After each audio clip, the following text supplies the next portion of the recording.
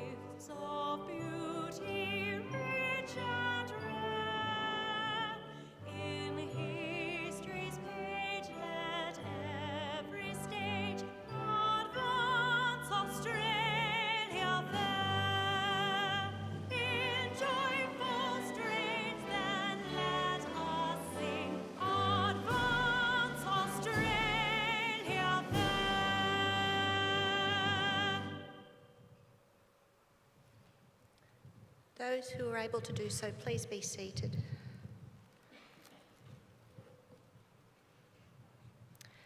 The Australian War Memorial was the vision of Charles Bean, Australia's First World War official historian. Bean landed with the Australian troops on Gallipoli and stayed with them at the front through to the end of the war. The idea of this national memorial and museum came to him at Pozières, France, during the depths of the bloody fighting of 1916. Bean's idea was that this would be a place where families and friends could mourn loved ones buried in faraway places. It would also be a place that could help all Australians understand what these men and women had endured and what they had done for us. Bean's vision, to which we remain true, is best expressed as inscribed at the entrance to the memorial's galleries. Here is their spirit, in the heart of the land they loved, and here we guard the record that they themselves made. Tonight we will read the story behind just one of those on the Roll of Honour, which lists the names of more than 103,000 men and women who've given their lives for us in war and on operations for more than a century. But first we present a lament. Flowers of the forest, wreaths or floral tributes will now be laid at the base of the Pool of Reflection.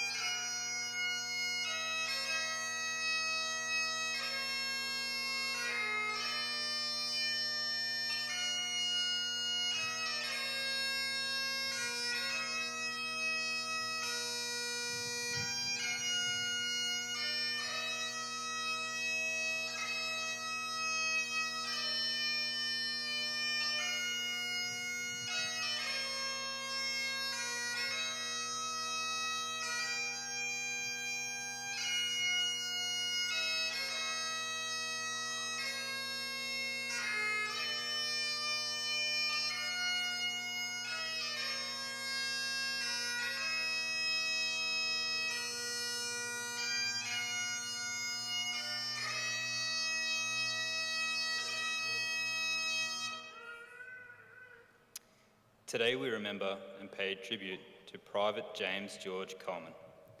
James Coleman was born around 1887 to James and Eliza Coleman of Tewkesbury, Gloucestershire in England. He attended school at the Abbey House School in Tewkesbury and went on to become a bookseller and stationer. When he was about 23 years old, he emigrated to Australia, settling in Queensland, where he took up farming. Coleman enlisted in the Australian Imperial Force in January 1915. He underwent a brief period of training before leaving Brisbane on the 8th of April 1915 on the troop ship Star of England. During the voyage, he made friends with David Eldridge, Ernest Coffrey, Richard Palmer. The four were all in the 15th Battalion and remained close friends all the way through to the landing on Gallipoli. On the evening of the 6th of August 1915, as a part of the 4th Brigade's attack on Hill 971, the 15th Battalion left its bivouac lines in Reserve Gully and made the march into position. The move was long and fraught with danger. At times, the battalion guards lost their way. At other times, they came under fire from Turkish positions that had to be captured before they could continue. The war diary of the 15th Battalion recorded, "Our line of advance now takes us over rough, broken, stony ridges, densely covered with low, prickly undergrowth, in which the Turks have taken cover and are obstinately distributing every yard of our own advance.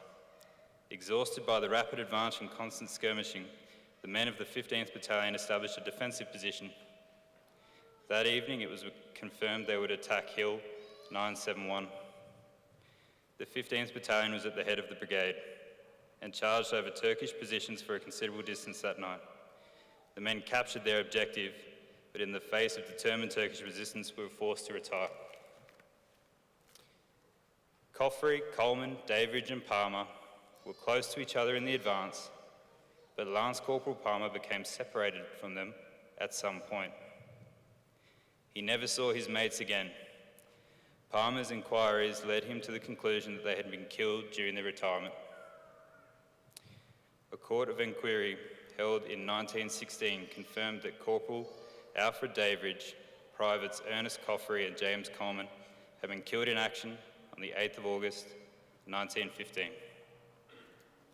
The names of Coleman, Coffrey and Davidge are listed on the Roll of Honour to my right, among with more than 60,000 Australians who died during the First World War. James Coleman's photograph is displayed today beside the pool of reflection. This is but one of the many stories of service and sacrifice told here at the Australian War Memorial. We now remember Private James George Coleman, who gave his life for us, our freemen, and the hope of a better world.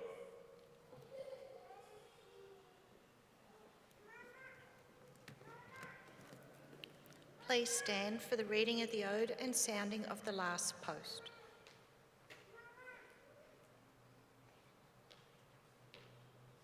They shall grow not old, as we that are left grow old. Age shall not weary them, nor the years condemn. At the going down of the sun, and in the morning, we will remember them. We will remember them.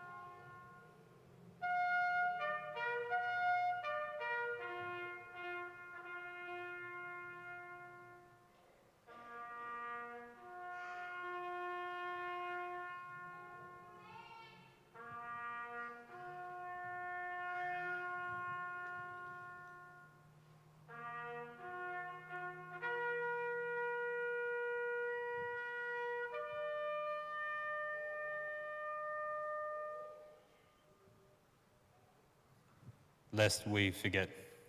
Lest we forget.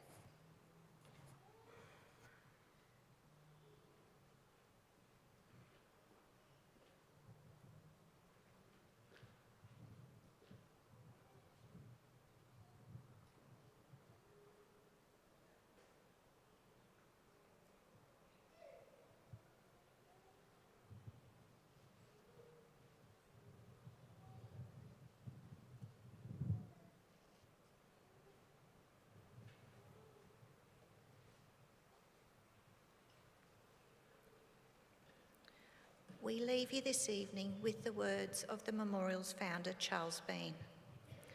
Many a man lying out there at Pozières or in the low scrub of Gallipoli with his poor, tired senses barely working through the fever of his brain has thought in his last moments, well, it's over, but in Australia they will be proud of this.